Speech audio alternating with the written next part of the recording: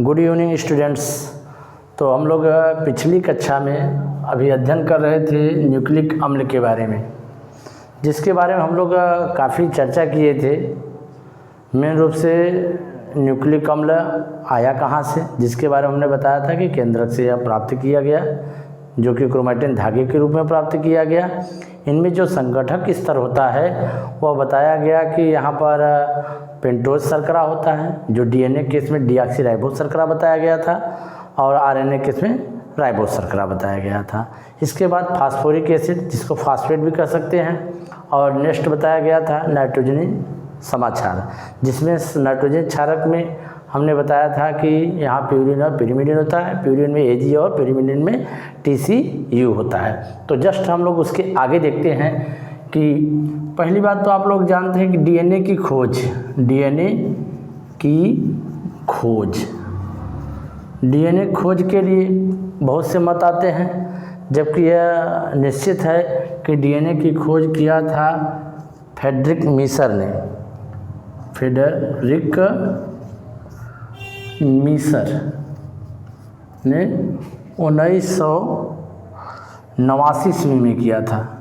Frederick Meeser ने DNA की खोज 1989 ईस्वी में किया था, और इसको पृथक करने वाले हैं उनके ही एक मित्र थे, जो कि रोजालिंड फ्रैंकलिन ने। उन्होंने एक्सरे फिल्म पर डीएनए को अलग किया था। इसी प्रकार से वहाँ पर डीएनए का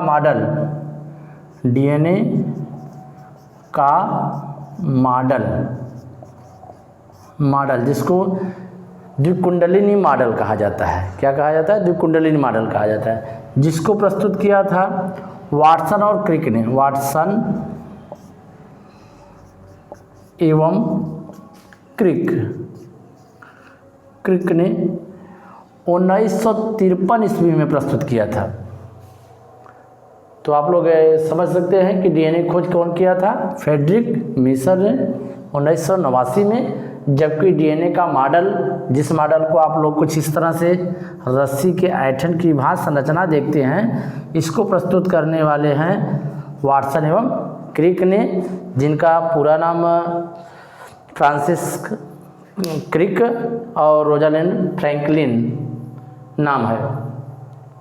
तो इस प्रकार कह सकते हैं कि डीएनए को इस तरह की जो संरचना है, इसको कहा जाता है डीएनए का मॉडल, जिसको वाटसन और क्रिक ने 1953 ईस्वी में प्रस्तुत किया। अब देखिए इसके बाद होता क्या है। नेक्स्ट क्लास में आपको बताए थे मोनोमर बताए थे। मोनोमर मतलब कह सकते हैं डीएनए की एक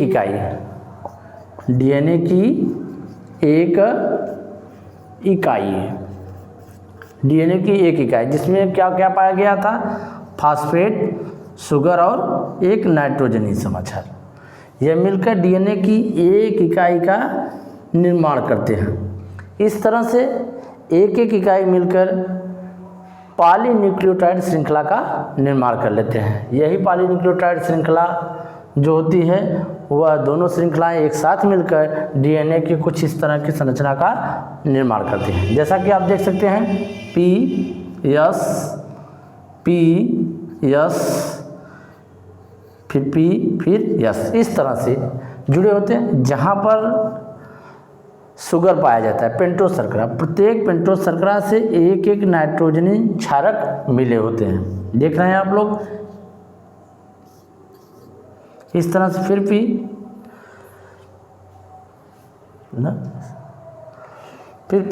फिर इसके बाद फिर यहाँ पर सी जुड़ जाएगा।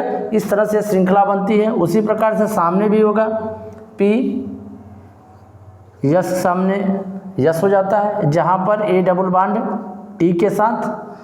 फिर इसके बाद पी, फिर यहाँ पर यस हो जाता है, जिसके टी डबल बॉन्ड ए के साथ, और इसी प्रकार से जी ट्रिपल बॉन्ड सी, जहाँ पर यस होता है। और यह श्रृंखला जो होती है वह 5' से 3' फिर 3' to 5' होती है। कुछ इसको रस्सी के ऐंठन की भांति संरचना बना लेती है, जो इस तरह की संरचना का निर्माण कर लेती है। तो यह संरचना जो होती है वह डीएनए की पॉलीन्यूक्लियोटाइड श्रृंखला का निर्माण करती है। यह क्या है आपकी डीएनए पॉलीन्यूक्लियोटाइड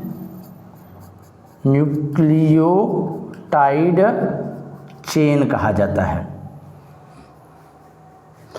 अब यह डीएनए की पॉलीन्यूक्लियोटाइड श्रृंखला का निर्माण हो जाता है और यही डीएनए की पॉलीन्यूक्लियोटाइड श्रृंखला जो होती है वह डीएनए का मॉडल का निर्माण कर लेता है। अब आप लोग ये एक चीज़ कहेंगे कि सर यह 5' to 3' क्यों होता है, तो इसका भी आप लोग मतलब समझ लीजिए कि जो आपका शुगर होता है, शर्करा है, शर्करा के पहला फास्फेट जो होता है कार्बन के 5वें स्थान पे और दूसरा जो फास्फेट होता है कार्बन के तीसरे स्थान पे होता है, इसलिए इसको कहा जाता है 5' to 3'। उसी प्रकार से दूसरा भी है 5' to 3'। दोनों एक दूसरे के विपरीत होकर रस्सी के ऐंठन की भांति संरचना का निर्माण कर लेते हैं। और यहाँ पर जान लीजिए आप लोग एडेनिन और थायमिन के बीच A डबल बॉन्ड T कौन सा बांड होता है, इसको बोलते हैं हाइड्रोजन बांड, हाइड्रोजन बांड को बोलते हैं। और इसी में G ट्रिपल बांड C, यहाँ पर ग्वानिन साइटोसिन के साथ ट्रिपल बांड और साइटोसिन ग्वानिन के साथ भी ट्रिपल बांड, जबकि एडेनिन थायमिन के साथ डबल हाइड्रोजन बांड और या थायमिन एडेनिन के साथ डबल हाइड्रोजन बांड के द्वारा जुड़ता है, जो कि सीढ़ीनुमा संरचना का निर्माण कर लेता है। तो आज के लिए इतना ही, नेक्स्ट क्लास में हम लोग फिर इस पर बात करेंगे। इसके लिए धन्यवाद आपको, बस करें।